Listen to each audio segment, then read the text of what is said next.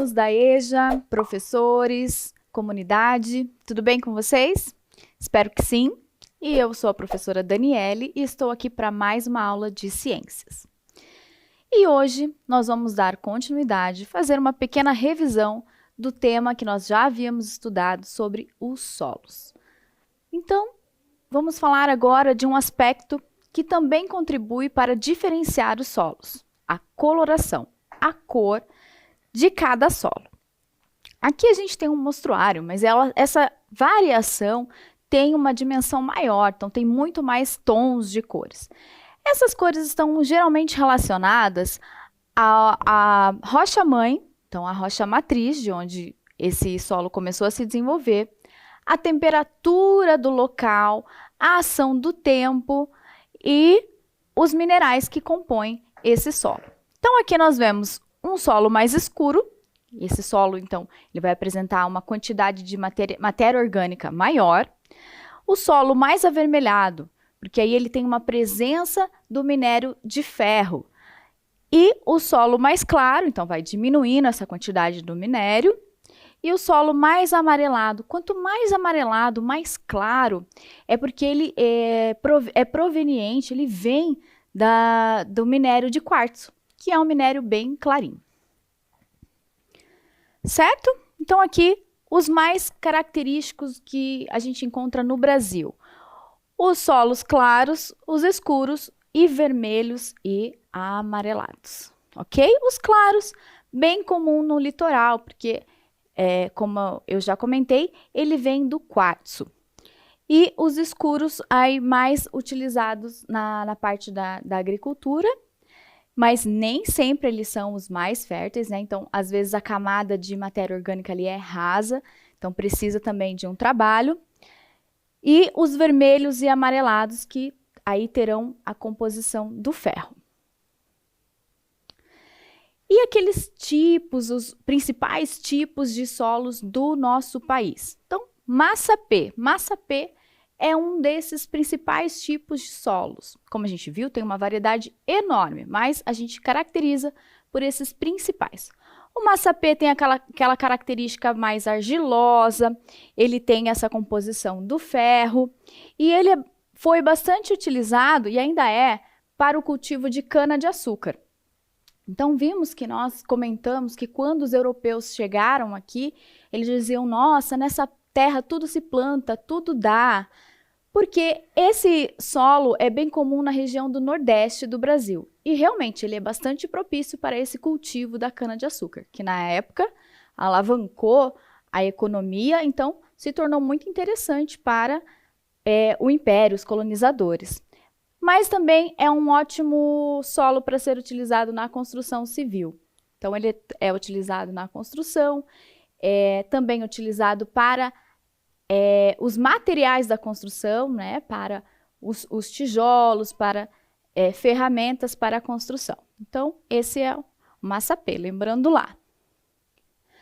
A terra roxa. Então, a terra roxa teve esse nome aí já por uma outra fase, de quando vieram os europeus para trabalhar nas terras brasileiras.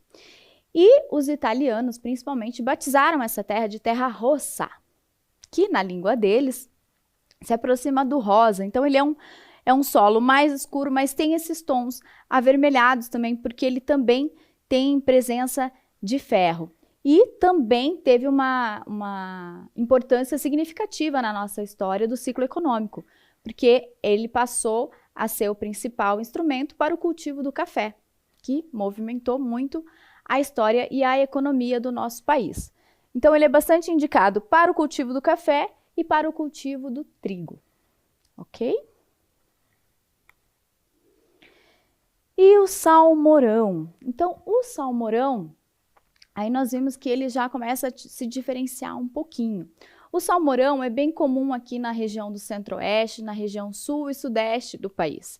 Ele já tem uma composição mais arenosa, e ele é visto como um dos menos férteis dentre os tipos dos solos brasileiros. Porém, com o manejo correto, com o uso de adubos orgânicos, ele se torna bastante propício para a agricultura também. Então, o cultivo bem forte nesse tipo de solo é o do feijão e do milho. E por último, esse que nós ainda não vimos, é o solo aluvial. Então, esse é um solo um pouquinho diferente. Ele já é um solo que ele tem características, componentes que foram trazidos, foram carregados pela chuva e pelo vento. Então, ele não é muito profundo, por isso também é visto como um dos menos férteis. Ele é mais comum em região de várzea, próximos aos rios, então ele é mais alagado. Então, aqui a gente tem uma figura que vai demonstrar como ele tem essa característica bem forte. Mas também, com o manejo correto, ele pode ser utilizado para o cultivo do arroz. Então, relembrando só o mapa dos solos do Paraná. Nós vimos aqueles nomes mais técnicos de latossolos, nitossolos, que são mais variedades dentro dos tipos de solo mais específicos. Mas se a gente for falar de uma forma geral, esse tom mais alaranjado aqui serão os solos mais argilosos, esses mais cinza serão os solos mais arenosos e os marrons estarão ali intermediários. Então, aquele solo, lembram o cambissolo? Que é um solo que está em transição. Ele tem ainda componentes arenosos, mas ele está construindo uma camada de matéria orgânica. E o que diferencia ali é a capacidade dele reter ou não a água. Agora eu vou mostrar para vocês como é importante a gente ter esse conhecimento com relação aos nossos solos, principalmente no uso da agricultura, tá ok? Vejam esse vídeo e a gente já volta. Para se obter uma colheita satisfatória, com bons rendimentos, é necessário que o solo esteja fértil. Existem vários tipos de solo. Grande parte deles tem potencial para a produção agrícola, desde que sejam bem manejados. Um aspecto fundamental é o manejo adequado do solo e o conhecimento sobre sua fertilidade.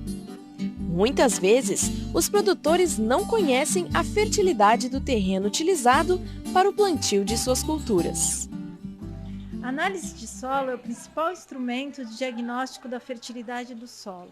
Ela nos fornece informações sobre a presença dos nutrientes essenciais ao crescimento das culturas e também nos dá informação sobre a presença de elementos ou fatores prejudiciais, elementos tóxicos que vão comprometer, afetar o crescimento dessa cultura. É com base nos resultados da análise de solo que se pode fazer uma recomendação adequada de corretivos e de fertilizantes para a cultura. Assim, para você, produtor, que vai iniciar qualquer tipo de atividade agrícola, é essencial que se faça primeiramente uma análise de solo. Devido aos maus cuidados com o solo, como a aplicação em excesso de agrotóxicos, queimadas, monocultura e o uso intensivo da terra, é importante saber fazer o manejo do solo. Sem isso, o agricultor terá dificuldades em suas tarefas produtivas e o solo se tornará cada vez mais pobre. No interior do município de Canguçu, na localidade de Palma, terceiro distrito da Coxilha do Fogo, encontramos seu João Amaral, um pequeno produtor que vem utilizando um sistema de manejo do solo que herdou de seu pai. Na lavoura, foram feitas algumas observações técnicas. Seu João ouviu atentamente as recomendações de manejo do solo. Do ponto de vista conservacionista, que seria o mais interessante, professor, nós temos dois agentes de erosão. A gota da chuva, né, que é que quando ela bate no solo que está descoberto, ela quebra os agregadozinhos do solo. Deixa eu lhe mostrar aqui. Esses agregadozinhos, ela desmancha quando a gota cai. Que aí é onde ele pega exatamente isso. Por outro lado, o senhor está num solo aqui em que ele é raso. ele não tem quase argila em cima, mas aí 30, 40 centímetros dá uma quantidade de argila muito grande. Já é. Então a quantidade de água que cai, que infiltra na parte de cima, mais arenosa, ela não entra com a mesma velocidade na parte de baixo, no horizonte de baixo. Então, nessa declividade, ela tende a saturar a parte de cima e vai escorrendo. Não só o senhor está perdendo produtividade nessas áreas, o senhor está causando poluição também lá nos arroios. Bem, aqui na área do Seu João nós podemos ver as evidências do processo erosivo, por exemplo. Nesse caso aqui ao lado, por exemplo, vocês podem ver os efeitos da gota da chuva ao bater no solo que não está coberto com palha ou com plantas verdes, promove a desagregação dos agregados do solo, fazendo com que numa declividade como essa que nós estamos vendo, que é bastante em torno de 15% até 20% em algumas áreas aqui, com um solo bastante raso, a água penetra rapidamente na camada superficial, no horizontal, porque ele é arenoso, esses solos aqui, mas bate num horizonte B bastante argiloso, que ela não infiltra mais em profundidade. Então, ela tende a escorrer na superfície do solo, fazendo o grande arrasto que a erosão provoca nesses solos. E isso só pode ser contornado com uma série de medidas conservacionistas, entre elas a manutenção e a cobertura do solo, tanto faz por plantas vivas como por plantas mortas, terraceamento, rotação de culturas, que vai fazer com que nós aumentamos a porosidade desse solo pelo sistema radicular. Pequena mobilização do solo é um dos grandes segredos no caso aqui do Seu João.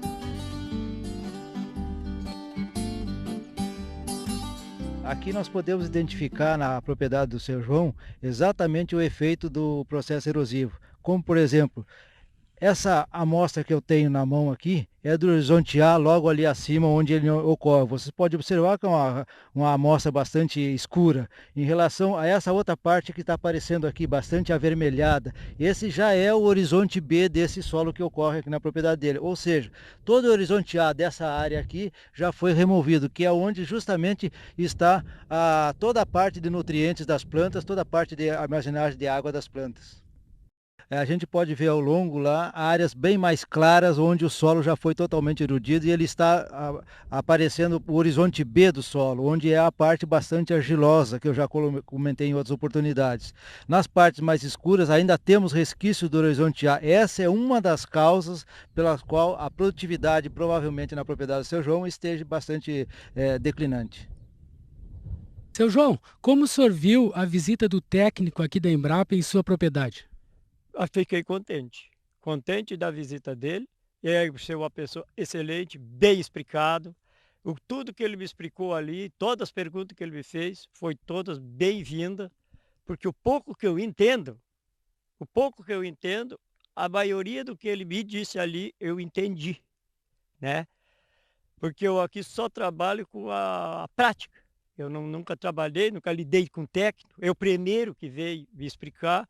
E totalmente o que ele me explicou, eu concordei e sei que é mais ou menos de acordo, porque o negócio do solo, como ele me falou, o mínimo que eu puder lavrar minhas terras, isso aí é uma coisa muito certa, né? Que quanto menos virar o solo, né, mais vai conservar. Porque se tem área nessa minha terra mesmo, como ele mesmo já enxergou e me disse, que não tem um palmo, nós olhamos, não tem um palmo de solo, né?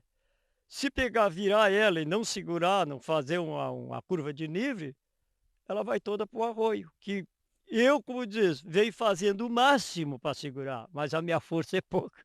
O pai velho me vence sempre, né?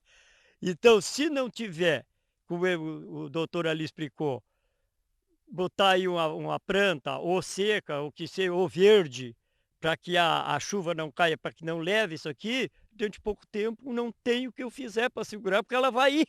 Ela vai sempre, né? A minha vantagem é ficar muito agradecido com o interesse de vocês, com o interesse do doutor, vir olhar minha propriedade e me dar orientação, né? Para que aquilo produza cada vez mais. Porque se vocês estão vindo, porque graças a Deus eu já dei uma demonstração que com a minha pouca força, a minha propriedade produz, né? Então, com a técnica, com a explicação do técnico, eu continuando ao lado que ele vem me explicando, mais vai produzir. Para mim é a minha vantagem, tanto para mim como para os meus filhos, né? Minha família que trabalha, né? Está aí um bom exemplo de como é importante cuidarmos da terra. A pesquisa fazendo sua parte, orientando e mostrando caminhos, e os produtores colocando em prática as instruções recebidas. Assim, seu João e outros produtores poderão obter mais retorno de suas atividades e ainda ajudar a preservar o solo, que é o maior patrimônio para a agropecuária.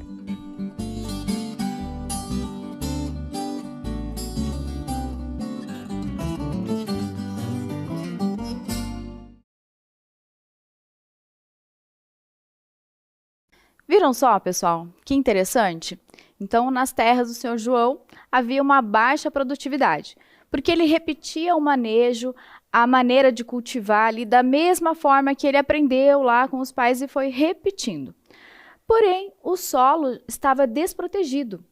Então, lembram que nós vimos também em outras aulas que isso ajuda a ocorrer o efeito da erosão, e principalmente a erosão hídrica, que é causada pela força das chuvas.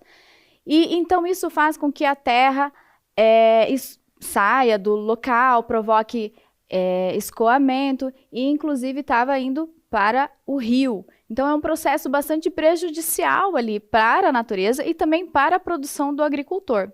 Então você que tem um pedacinho de terra, pretende ter, é importante ter aí esse conhecimento que se alinha, que vai se juntar ao conhecimento técnico. Os agrônomos, os especialistas em solo podem ajudar muito nessa questão de preparar ali a melhor maneira para o cultivo daquele solo, escolher o melhor plantio. Então, é bem interessante procurar essas ajudas que a gente pode ter, inclusive, pelas universidades de forma gratuita.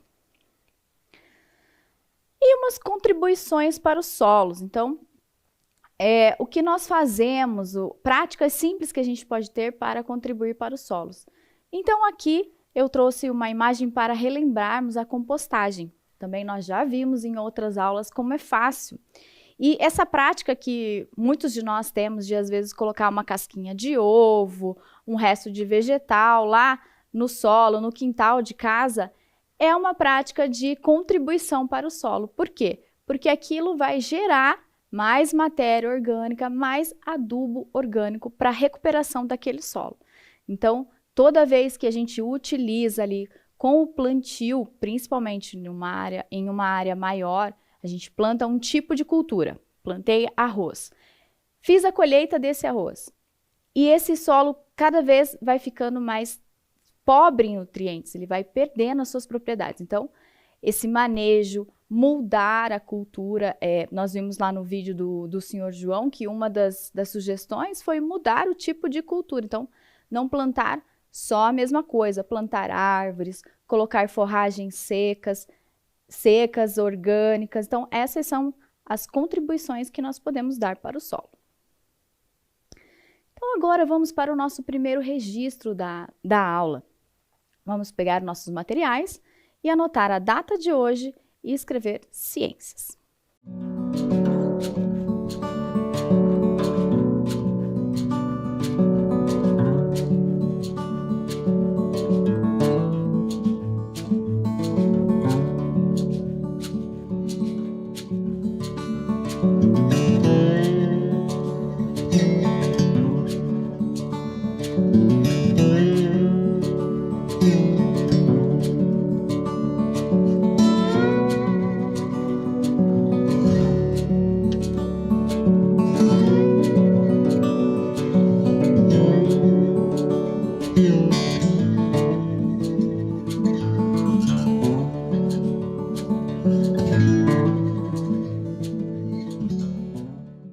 Muito bem? Registraram?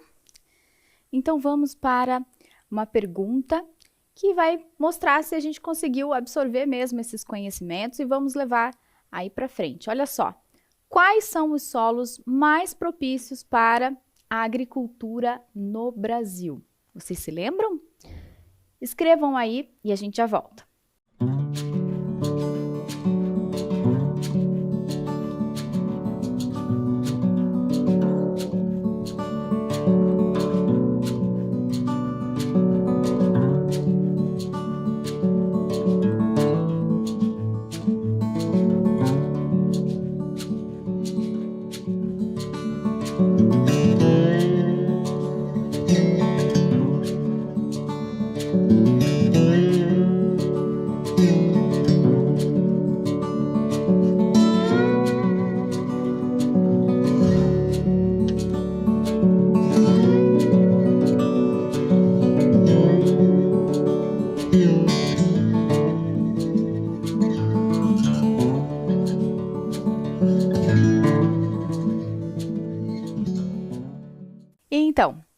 Vocês lembram os tipos de solos? Então, os principais solos brasileiros: o salmourão, massapê, terra roxa e o solo aluvial. Dentre esses, existem os que são mais propícios, são mais fáceis de iniciar a cultura e manter ali o cultivo de alguma plantação. Vocês se lembram? Vamos pensar um pouquinho?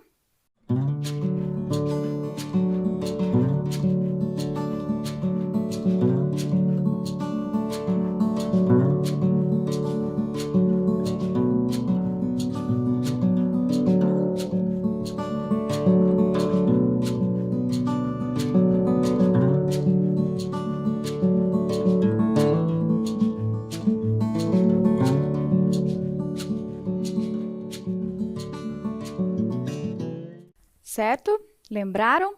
Então vamos conferir. Olha só. Então, lembrando que alguns solos vão ser mais fáceis, mas que todos com um manejo correto, com a inserção de adubo orgânico. Então, também lembrando, quando a gente fala de adubo aqui, a gente não está falando de pesticidas, estamos falando de adubos orgânicos, de intervenções ali de minerais que vão facilitar a agricultura a se desenvolver. Então, a gente pode anotar lá, o salmourão não é um dos mais férteis. Massapê, os coloridos, que são os mais fáceis, os mais propícios para a agricultura no Brasil. A terra roxa e o solo aluvial. Então, como a gente explicou, o solo aluvial, ele escorre, então ele não tem muita retenção de nutrientes. Por isso que ele não é visto assim como o mais fértil, nem o salmourão. Mas com a intervenção correta, eles podem se tornar assim potenciais agrícolas com esse manejo correto, ok? Então, podem anotar lá e colorir para que vocês se lembrem e possam aí fazer a disseminação desse conhecimento, às vezes utilizar com a sua família ou buscar também um técnico para te ajudar em caso de dúvidas.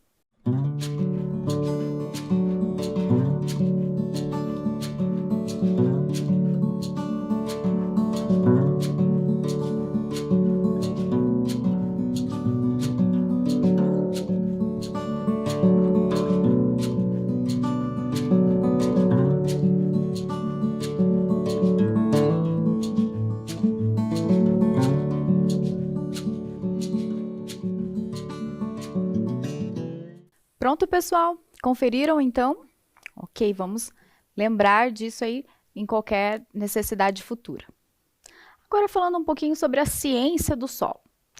Então, como nós já vimos, os agrônomos, biólogos, geólogos, arqueólogos, todos eles têm uma relação, em algum momento do estudo, com o solo. E trazem conhecimentos que vão contribuir para esses estudos. Informações que vão aí facilitar a agricultura e outras intervenções no solo. Porque o solo é o nosso meio também de viver, né? A nossa superfície natural. Então, é importante a gente ter esse conhecimento. Porém, o especialista que vai definir, classificar, comparar, aprofundar essas diferenças e essas características dos solos, é o pedólogo. Então, é a pedologia que vai estudar o solo profundamente. E vocês sabem o que um pedólogo faz? Eu vou colocar um vídeo, então, para vocês e a gente já volta. Olá para vocês. Meu nome é Marcelo Ricardo de Lima e a gente vai falar o que é um pedólogo. Bem, mas o que vem a ser um pedólogo? Vamos dividir essa palavra em duas partes. Primeiro, pedo diz respeito a solo, ou seja, aquilo que a gente chama normalmente de terra. E logo diz respeito a estudo. Então, pedólogo é o profissional que estuda o solo. Bem, eu sou um pedólogo e vou falar um pouquinho sobre a minha profissão para vocês.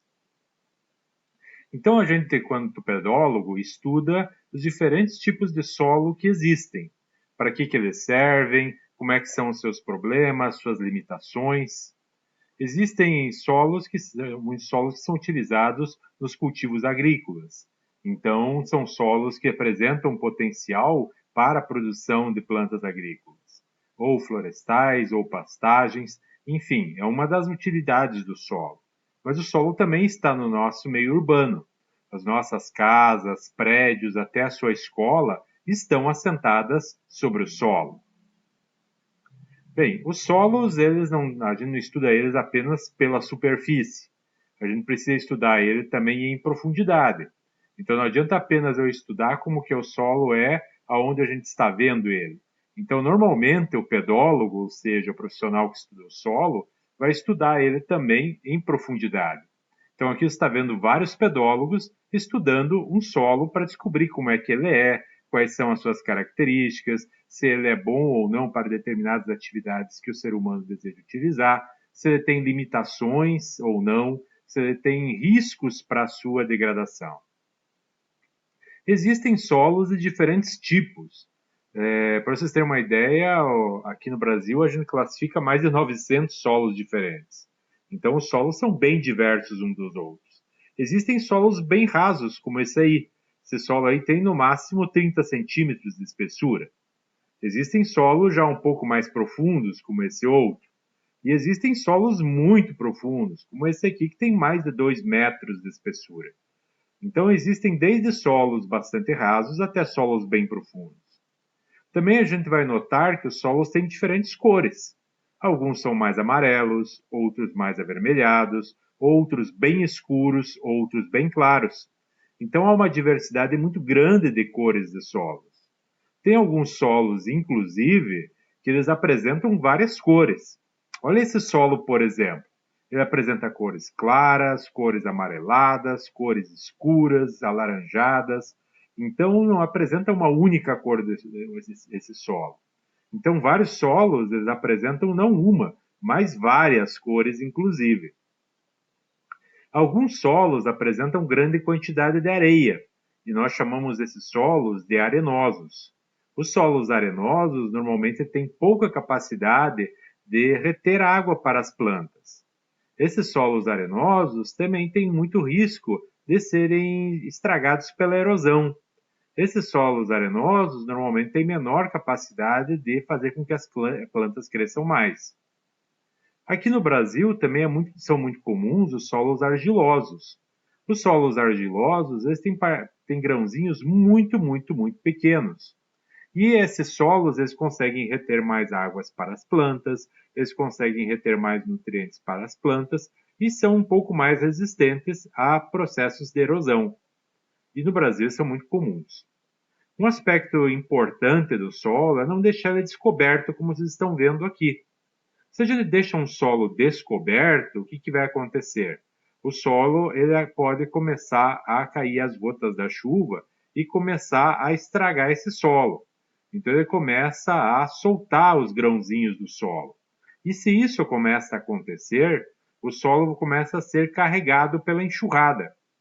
Num primeiro momento, parece ser pouca coisa, mas depois o que acontece é que vai começar a formar sulcos no solo, que vão levando o solo embora. Esses sulcos vão crescendo e vão formando o que a gente chama então de vossorocas.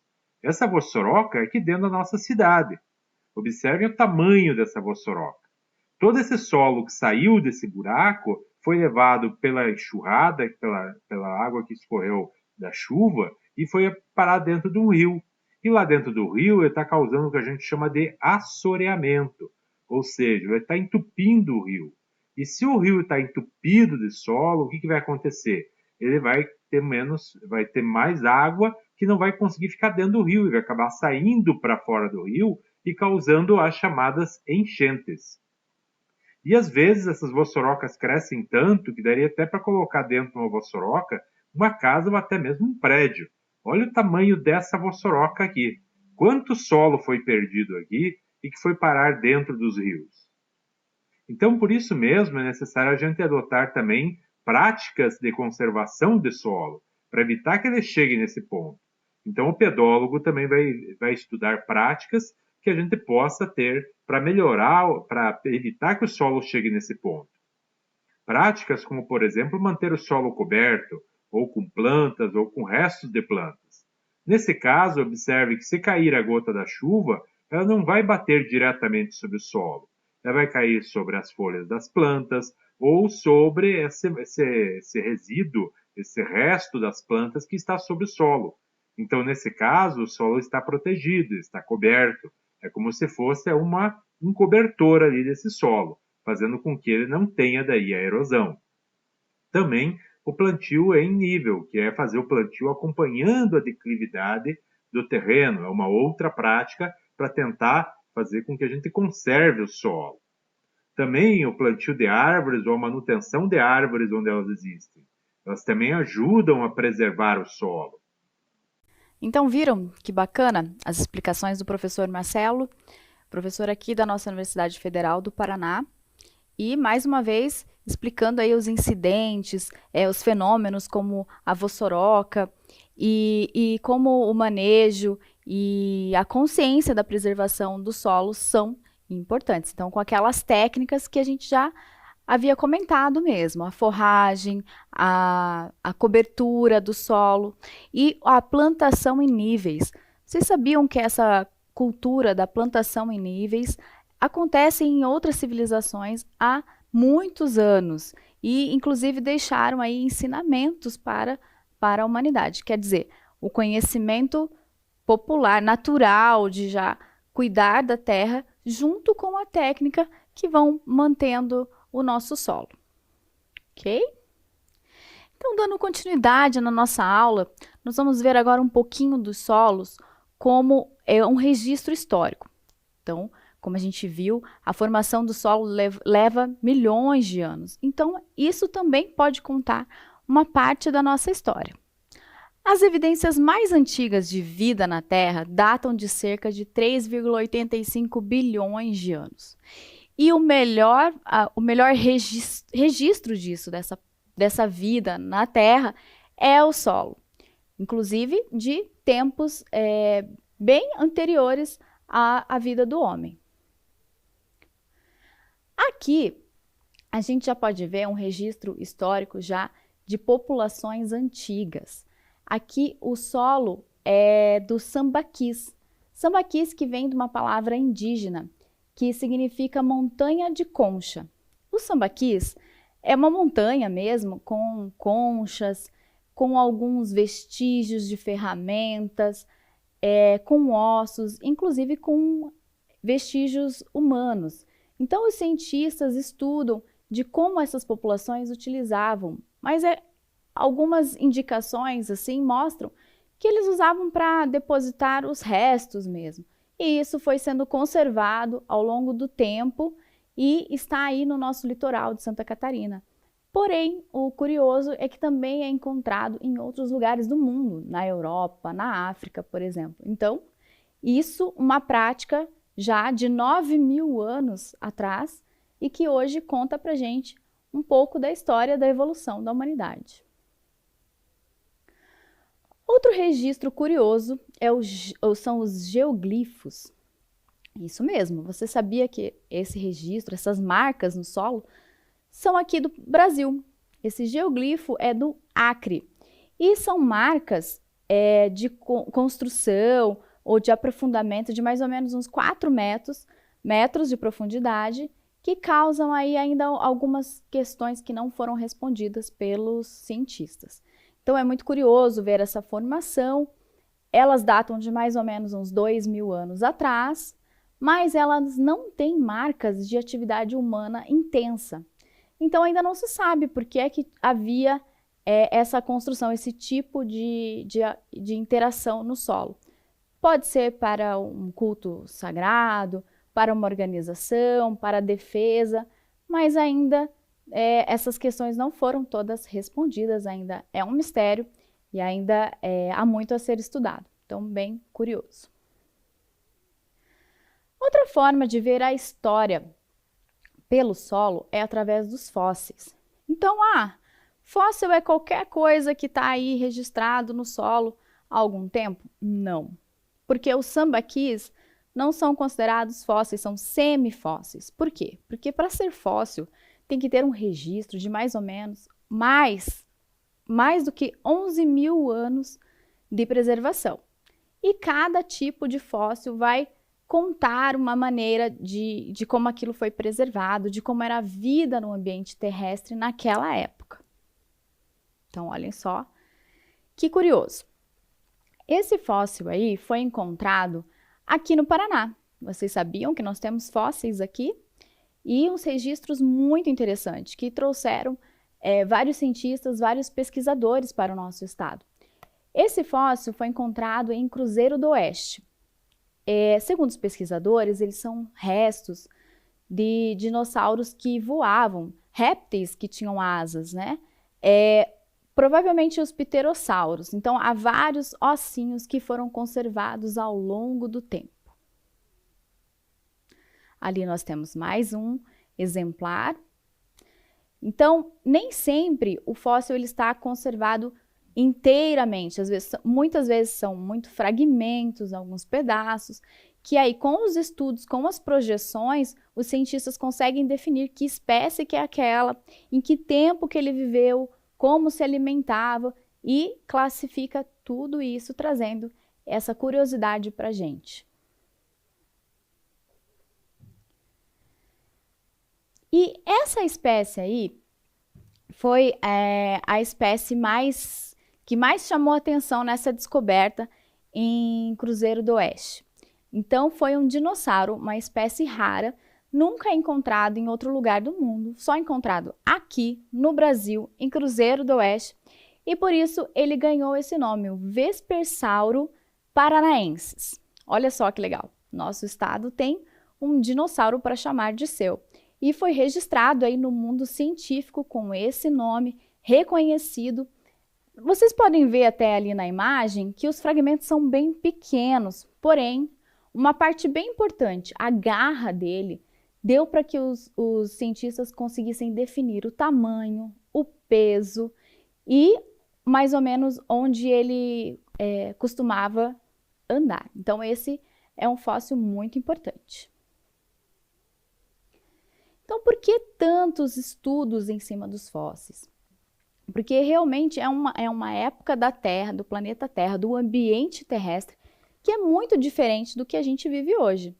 Então, esse fóssil, pessoal, imaginem como era diferente a vida na Terra naquela época. Esse fóssil é de uma preguiça, exatamente, uma preguiça de 2 metros de altura. Então, já pensaram que interessante que era a vida nesse momento da história terrestre? Porém, também é interessante e muito importante para os cientistas estudar como isso foi se modificando, principalmente com relação à evolução das espécies. Então, vejam que interessante e como é importante esse conhecimento para a vida da humanidade.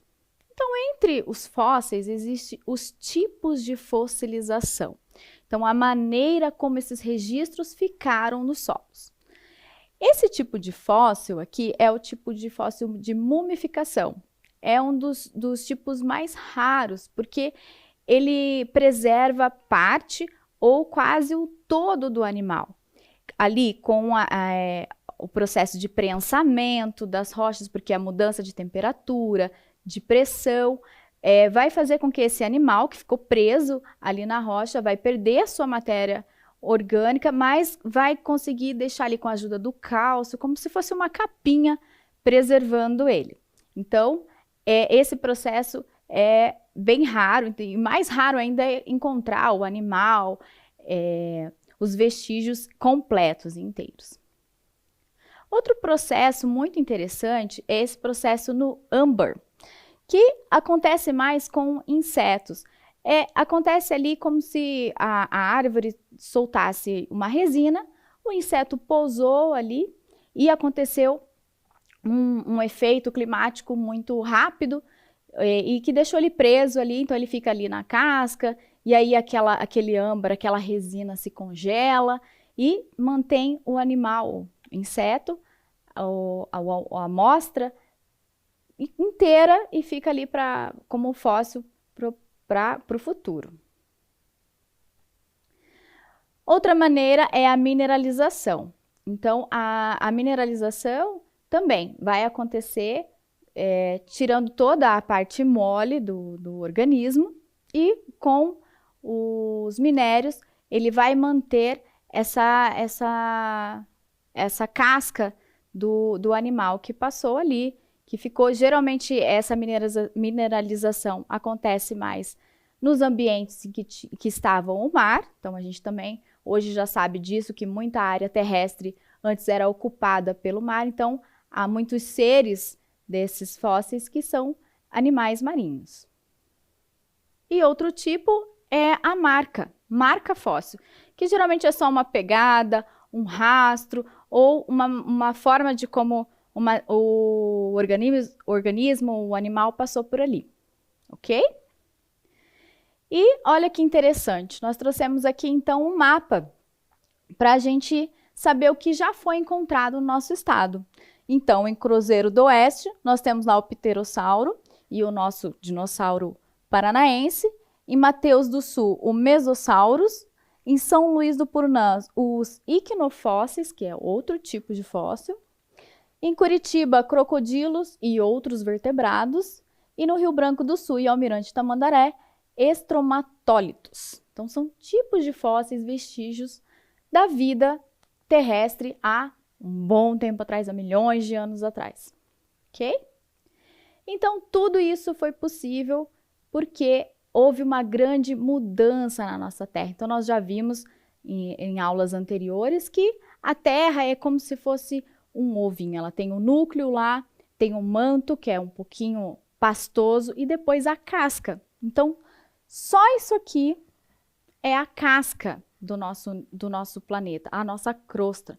E tudo isso que a gente encontra nos registros dos solos está nessa camada externa, nessa parte de fora do nosso planeta. Então, o que mudou muito foi essa quebra, essa separação dos continentes. Então, o processo de congelamento é um processo de fossilização que mais preserva os organismos. E isso tudo só ocorreu graças a esse evento que foi a divisão ali dos continentes, como nós vimos nas placas tectônicas, ok? Então, finalizando, para a gente entender todo esse processo, é porque o nosso planeta é constituído assim. E a sua crosta, então essa parte da camada terrestre, tem em torno de 70 quilômetros de profundidade. Lembram lá que não foi possível perfurar por uma longa distância, por causa do aquecimento. Então, esses dados são possíveis através de sondas, então de projeções que os cientistas fazem com os dados que eles conseguiram recolher. E aí o manto, que é a parte pastosa, ele vai ter mais de 2.000, quase 3.000 quilômetros de profundidade. O núcleo externo, onde o aquecimento já é bem grande, já varia ali em torno de 2.000 a 3.000 graus. E lá mais de 5.000 quilômetros de profundidade. E o núcleo interno com mais de 6.000 quilômetros de profundidade. Então vejam só, o que a gente conhece dos solos é só o que a gente vê aqui em cima, ainda muito pouco. A gente conhece mais sobre Marte do que o nosso próprio interior do planeta. Mas é assim que ele funciona. E cada vez os cientistas, os estudos vão avançando e nós temos novas informações. O importante é a gente preservar, porque essa é a nossa única casa. E a nossa aula vai ficando por aqui. Eu espero que vocês tenham gostado e espero por vocês na próxima aula. Tchau, tchau!